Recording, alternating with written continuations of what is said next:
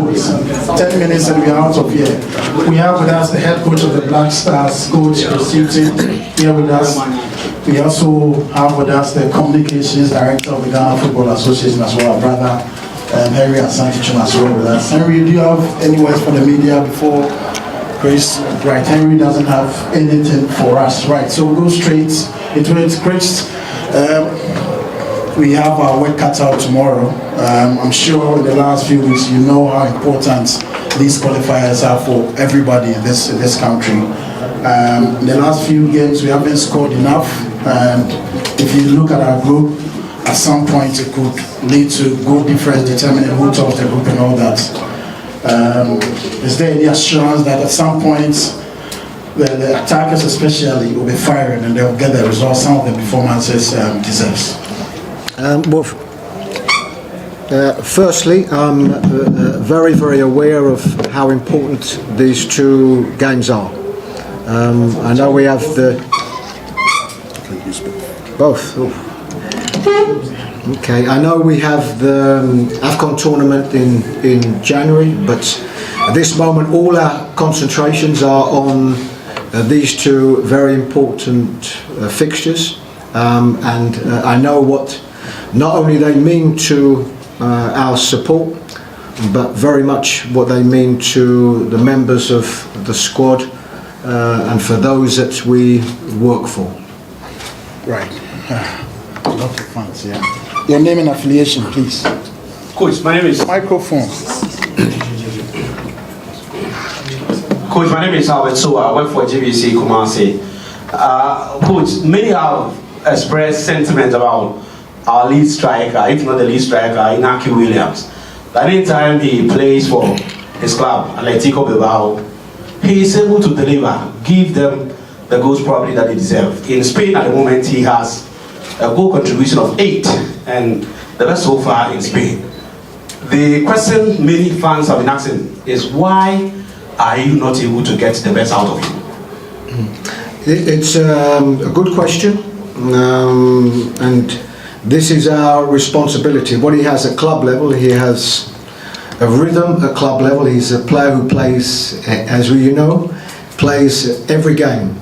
Generally on the right hand side these days, even though he is a number 9. They have the benefit of working with him every single day and have done for a number of years, and to find the correct formula for the team to attack in the right way and attack in a cohesion way, and he is benefiting from that. It is our responsibility. Sometimes it can click straight away, sometimes it can take time, and with Inaki, I think there is no question about his willingness to want to score or to work hard. We just have to continue to work hard to find the right formulas to give him the service that he needs. But I understand the question, and it's something that we will continue to do. Yeah, Coach, my name is Ben Osebut, BOB. I work with the Daily Guide Network. We've seen the Black Stars played against this Madagascar side before, and if you're looking at the current performance of the Black Stars, we've always been struggling to keep in a clean sheet and then scoring more goals. Coming to play this team that on the FIFA rankings we are way above them, are you under any pressure to score more goals in tomorrow's game? The pressure that I'm under as head coach, that I'm always under, is to win football matches. And what we want to be able to do is we want to win football matches with good performances, score lots of goals and concede none. This is heaven. But we can't always have that. Ultimately, the most important thing is to make sure that we win. This is a group where we want to qualify, and the only way we can qualify is to finish this group in the best way, and the best way is to win football matches. So we are very conscious. We're very conscious of the demands of a public and what they want to see. But around that one, still, always the most important thing is getting the wins that we need. Well, Coach, good evening. My name is Solomon Amankwa from Onua Group. Prior to this game, there were a series of reports that the Executive Council of the Ghana Football Association had wanted to sack you if you don't win these games. Coming into the game, are you under pressure to win this game? No, I have no problem with this question. My responsibilities are always is to get the correct results I need for this team, for the association, for the country, and for our supporters. It's the same in every game. The first game, the second game, the third game, nothing changes. Our responsibility as coaches is to get good results. That's all. Coach, sellssi, Sahara football.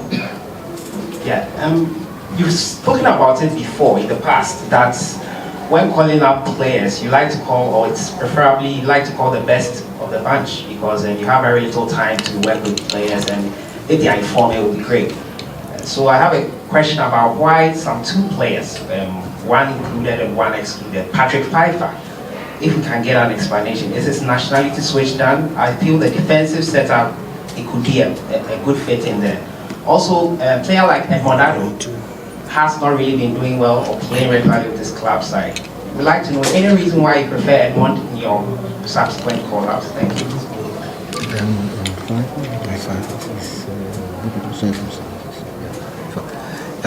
So two parts of the question with Patrick Pfeiffer. We are very, very aware of his circumstances, and it is something that we are working on. His circumstances are very different and not straightforward. So this is certainly something that we are aware of and working on.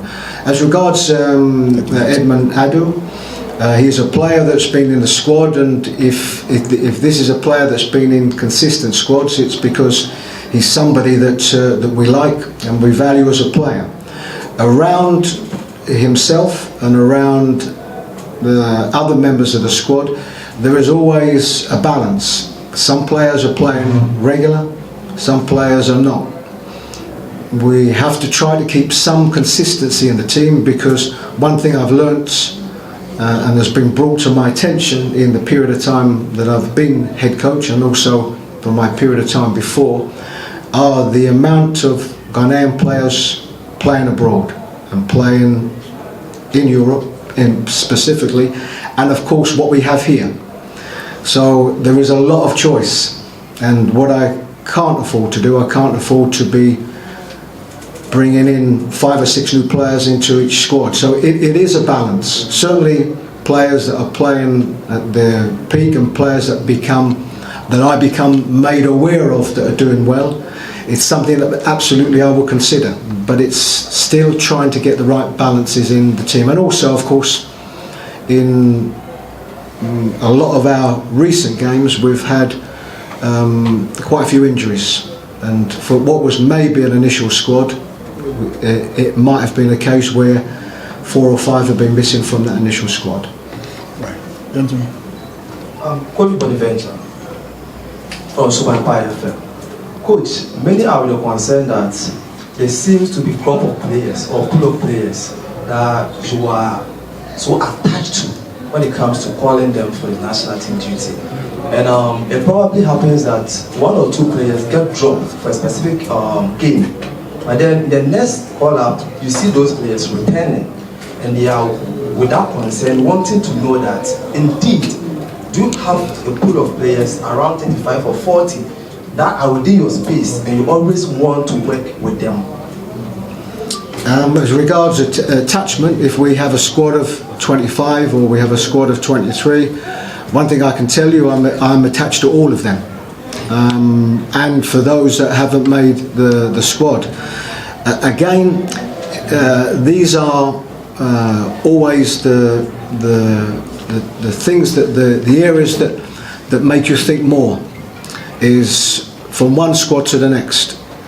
Sometimes it can depend on the results. If I looked at the September campaign, where we managed to get 2 wins in the September campaign, sometimes you'll think a little bit different going into the next camp. But there are so many options, and I'll go back to in every squad there are some players that are playing regular at their clubs week in, week out. There are some players that have been very much a part of this squad that are not playing regular. I have to try and get the balance to what they mean to us, that they come at the top of their fitness levels, or because of the type of individuals that they are, that we know we can trust them. These are judgment calls I have to make every single camp, and there will always be different opinions, always. Yes, Coach, my name is Raphael from TV in Ghana. The first will be to you, the second will be to Henry. For you... no, before Henry isn't taking any questions, so let's concentrate on Coach. Yes. Go to you then. When we meet out there, we'll talk. Okay, yes, I'll continue. But Coach, just recently, Raphael Dwamena, who was a player for the Black Stars, lost his life, and he scored his first 2 goals here at the Baba Sports Stadium. Is there a sort of plan that you've set for the players to sort of honor him, or what kind of message are you going to, do you plan on giving the players to motivate them even more to produce against Madagascar, knowing that someone like him has lost his life? He played with their brothers as well. Just in regards of doing anything official, then this call is always, of course, down to the association, always. I think as regards our own thoughts, he will be in the thoughts of every single one of us. And on a personal note, I knew him. I was manager of Brighton and Hove Albion in 2017 when we tried to sign him. And so he's somebody that I met. I was aware of the circumstances. We had just got promotion to the Premier League, so this would have been a wonderful opportunity first for him, but also in what was a very multicultural squad that I had, would have been the first Ghanaian in my squad. So that would have been a very proud moment. So certainly we shall all remember him as players, and in whichever way we do this before. We pray before every game with the team, and he certainly will be in our prayers. Well, as regards the program to honor him, we officially wrote to FIFA to seek their approval, and this afternoon FIFA has positively responded to our request. So tomorrow we shall have a 1-minute silence in his honor before kickoff. Thank you. Okay, so Michael and then Abraham, you take the last one, then we are out here. Coach, Michael Akunyaji, Super FM, Super Party. On the local players within the setup, first of all, I would love to ask, what is unique about Nuruddin Abdullahi that he was picked above other centre-backs in the Ghana Premier League? Number 2. No, one time because of time, so one question. Everybody that, and again, everything is always a matter of opinion, but certainly as regards team selection, then the most important opinion is mine. I have seen him play on occasions. What I can't say and this would apply to any of the local players, I can't say I've seen them week in, week out, every single game. I can't say that, because what I've tried to do is spread my time around a lot of the clubs, and at this moment I've seen, I think, nearly all of the clubs in the Premier League. He is somebody that caught my eye. He's obviously playing in a team that's playing at the highest level possible at this particular time. But as regards, instead of, I think, the question of why him, it's this should inspire everybody. This should inspire everybody in this league. At this moment we have 3 local players in the squad. And for what are these 3 individuals, come another squad, that might be different players. So I think that should be an inspiration to everybody playing in this league. Around, take the last one. Who has the microphone, please? Yeah, okay, Coach, last one. Born again, Qualifier.